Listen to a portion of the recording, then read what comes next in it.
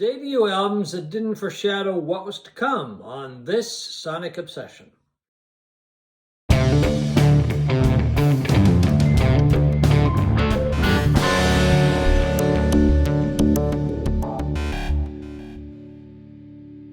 Hello, folks. That is Steve McLeod. I'm John Whidden, and this is This Sonic Obsession. Today we're going to talk for a few minutes about debut albums that really didn't foreshadow, as I said in the opening, what was to come from these artists.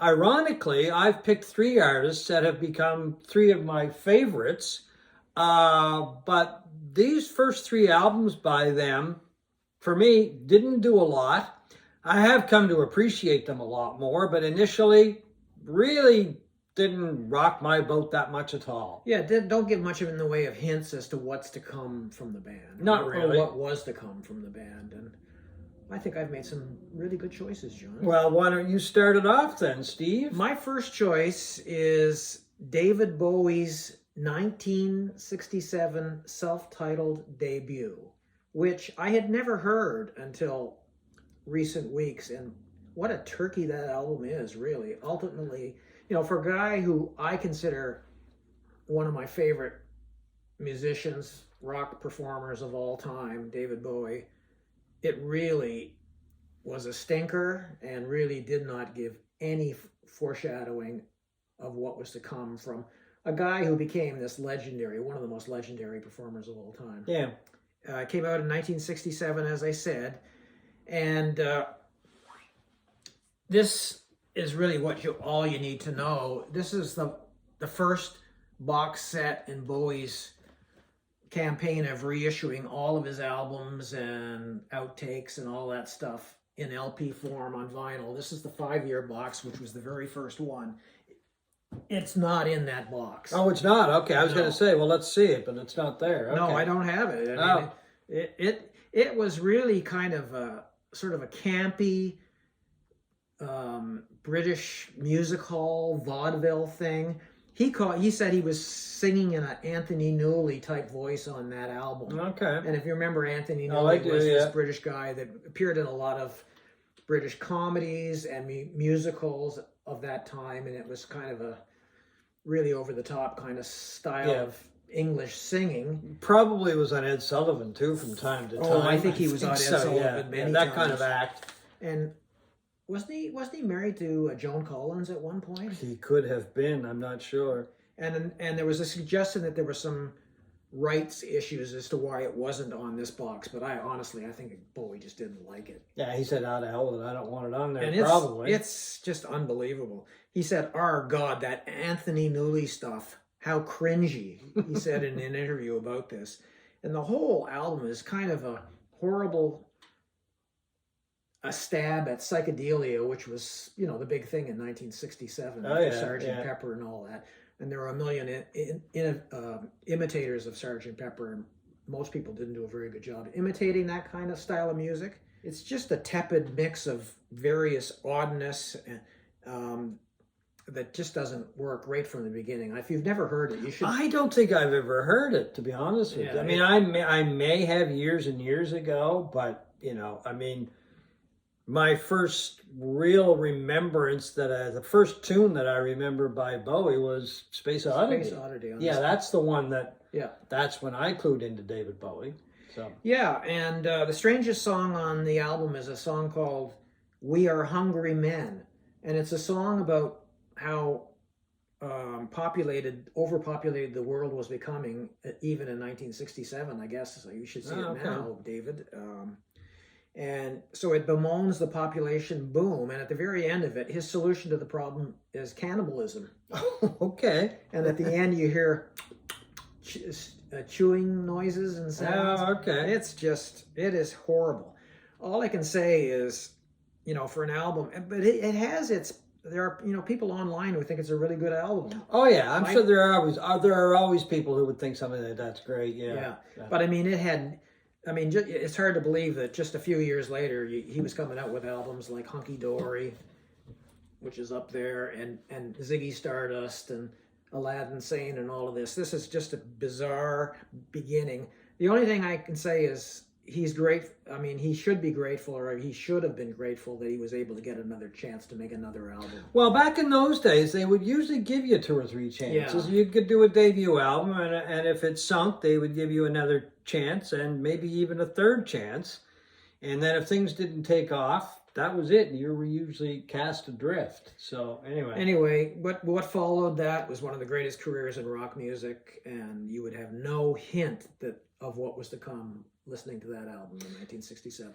my first choice is The Piper at the Gates of Dawn by Pink Floyd. And not an album that I dislike. I didn't dislike it when it first came out. It just didn't grab me. It wasn't one of those albums that they said, oh, this is just amazing, and it never kind of took me in. And neither did the second album by Pink Floyd, A Saucer Full of Secrets.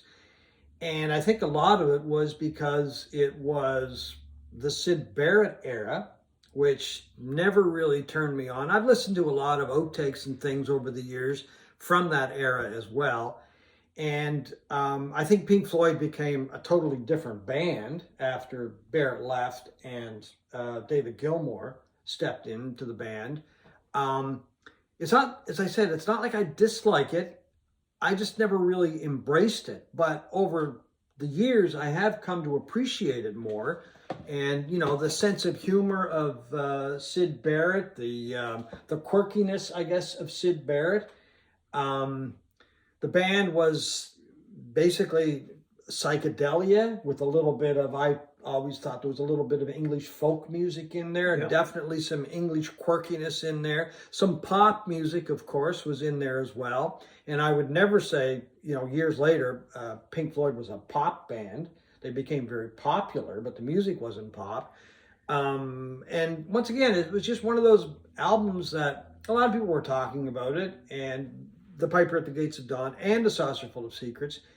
Neither one of them did a lot for me initially. They didn't do much for me either then or now. I'm just not a big fan of early Pink Floyd, and I never listened to early Pink Floyd. For me, it begins with Metal, I guess, maybe.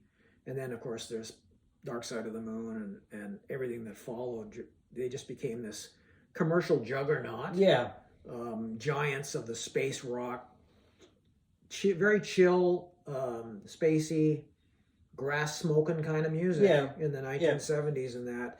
And those albums, although there were certainly heavy drug influences on those early albums with Syd Barrett and LSD and all that stuff, but really it's not a period of Pink Floyd that I care that much about. And who would have thought something like Dark Side of the Moon would come out of that? Well, that's just it. You would not have. If somebody had played that and then, oh, okay, here's Pink Floyd, I'm like, and played Dark Side of the Moon, like if you took a gap in there without listening to any of the other stuff, you'd be very, very surprised. And I've come to appreciate the Syd Barrett era more over time. I do like its quirkiness. Syd Barrett was a really interesting guy. He was very, very talented. He just, I don't think, was able to direct that talent in a way that would sustain his career. I mean, his solo work, once again, it was interesting. The Madcap Laughs and solo album just called Barrett. And there have been compilations over the years. I find it interesting, but it's not stuff that I go back for repeated listenings. No. That's for sure. If somebody had told me that The Piper at the Gates of Dawn by Pink Floyd would turn into a band that did Dark Side of the Moon, and sold 40 million copies. I would have said, you're crazy. Yeah, that's the interesting thing about how bands evolve. So, my second choice is, I think, a choice that a lot of people would probably pick for a category like this. Pablo Honey by Radiohead came out in 1993 at the height of the kind of a hard rock turn that popular music took in the 1990s with bands like Nirvana and grunge music and Pearl Jam and all these really heavier bands. Pablo Honey is an okay album. It's better than I remembered it being when I was listening to it again in recent weeks. I listened to it recently, and I like it better than when I heard it years ago. Yeah. But it's more guitar oriented than anything Radiohead ever did after that. you know, after the second album, The Bends, was a major leap forward for the band, I thought, in terms of commercial appeal, songwriting. But then after that, they went in a completely odd, totally different direction. They were never, Radiohead has never been afraid of torpedoing its commercial success, or what most people would think would be commercially successful, even though they've sold a ton of albums continuing on with OK Computer and beyond that. I think that's why so many people like Radiohead, is because they do take chances. Oh, they sure do. I mean, the band just does not sit back and just keep repeating itself. Yeah. You can put on The Bends, for example, which is probably my favorite Radiohead album, and then you can play OK Computer, you can play Kid A or whatever. And sometimes you don't even know that. A lot of the times you don't even know it's the same band. I mean, it's the vocals of Tom York that when you hear that, you say, okay, well, that's Radiohead. I really like the guitar work of Johnny Greenwood, and I wish there was more guitar work. Yeah. But anyway. Yeah, but since this album, they really sort of looked at other ways of making their music. Yeah. You know, Kid A was very big on rhythms and beats and keyboards and stuff like that. But you know, this is a pretty good album. Better, like I said, better than I thought. But it, you know, in terms of the canon of Radiohead, it really does not give you the sense that they were going to become arguably the most influential and important band of the late 20th century. Yeah, they're doing a tour. I think it's this fall, European tour. I don't think they're not coming to North America. Not that I'm aware of. Well, I don't know dates have been announced, but I would really like to see Radiohead live sometime. So would I. My next choice goes to a guy who's been getting a lot of attention lately for a set that just came out, Tracks 2, which is a number of albums, which collects a lot of work that Springsteen did over the years and kept in his vault. I've listened to a lot of the material from Tracks 2. I haven't listened to the whole thing. It's really good. It really shows the versatility of Springsteen. But I think anybody who's been listening to Springsteen for any number of years is going to know that the guy's extremely versatile. That's really not something new.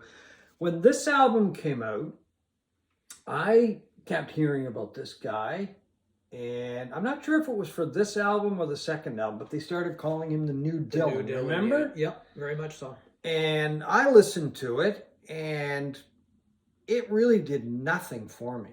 I mean, I thought it was interesting. I actually, on this album is a song called Blinded by the Light, which Manfred Mann, the British group, had a big hit with, which I much preferred over Springsteen's version. Probably still prefer Manfred Mann's version of Blinded by the Light. And that was like, okay, well, this is that Springsteen. That's a song by this Springsteen guy who just put out Greetings from Ashbury Park, New Jersey. I don't think I mentioned the title. But anyway, it's a debut that, once again, I liked it, but it didn't really make me want to go out and, you know, hear everything I could from this guy. It didn't set me up for the second album. When it came out, I was still like, okay, what's all the fuss about? And as I said, I was actually more interested in the Manfred Mann version of Blinded by the Light than I was in Springsteen's version. I probably just didn't give it a fair shot. I don't think you did, John, because I don't agree with you on this. Oh, okay. Yeah, because I think all the hallmarks of Springsteen were on this album. You know, the poetic lyrics, yeah, the youthful yearning for love, lust, and getting out of town and seeing the rest of the world are all there. I see that now. I agree with you. Back then, I didn't. Yeah. He was setting the stage. Yeah. For an amazing career. I couldn't see it at the time. Over the years, I've come to really appreciate this album, and The Wild and the Innocent and the East Street Shuffle. I really like both of those albums because they showed a depth to Springsteen, the depth of an artist that was just starting to blossom. So I'm talking about years ago when I first heard it. I'm like, okay, what is all the fuss about? Now I know what all the fuss is about. I mean, just sometimes... And that's the amazing thing I find about music. Sometimes it just takes a while for you to realize how great somebody is, and when they do put out, say, their first, second album, the potential that is there. Well, certainly the best was yet to come. Oh, without a doubt. You know, in just a few years, you think of Born to Run, Darkness on the Edge of Town, The River, all of those. Nebraska, my favorite. Yeah. You know, but anyway, you don't agree with me on that one. But anyway, like Growing Up, for example, is a prominent role in when I saw Springsteen on Broadway, and it fit right in with that because he's talking about, you know, the beginning of his career and that kind of thing. So once again, I like the album now more than I did when I first heard it, and it's an album that does set up Springsteen and what was to come. Back then, I just could not see it. I mean, I just didn't appreciate it. Let's put it that way. Okay, my final choice, this might surprise some people, is Fleetwood Mac's debut on the Blue Horizon label. They were a British blues band when they started. And Blue Horizon featured a lot of British blues bands. Yeah. And by all means, this is a great album. It's a fantastic British blues album, you know, very much in the style of Chicago blues. But I mean, who could have predicted, you know, the pop rock juggernaut that Fleetwood Mac became less than 10 years later with Lindsey Buckingham, Stevie Nicks version of Fleetwood Mac. I mean, there's absolutely nothing in this album that would prepare you for Rumors or albums like Tusk or anything like that. Well, there's nothing in early Fleetwood Mac, excuse me, that would give you a hint of what was to come with I'll say the LA-based Fleetwood Mac, because it's two totally different bands. Yeah. The only thing that Peter Green has in common, Peter Green, Jeremy Spencer, Danny Kirwan, have in common with the Fleetwood Mac that includes Lindsey Buckingham and Stevie Nicks, and of course Christine McVie, but she was there much earlier than Buckingham and Nicks, is the name. Right. That's it. Yeah. They you know, there's nothing else there other than the name. I mean, they're two totally different bands.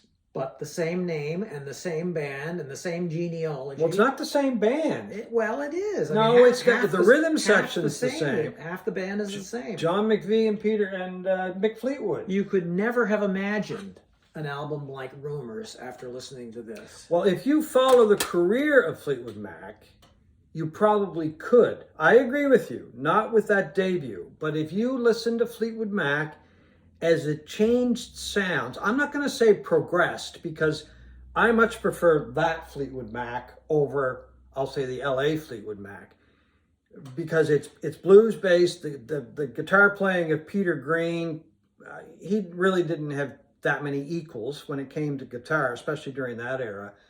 But if you listen to the sound of Fleetwood Mac over the years, you see that they get more commercial, they get more popish, and it's with people, with Bob Welch when he joined, and some of the other people that came and went from that band. You could see the sound was changing.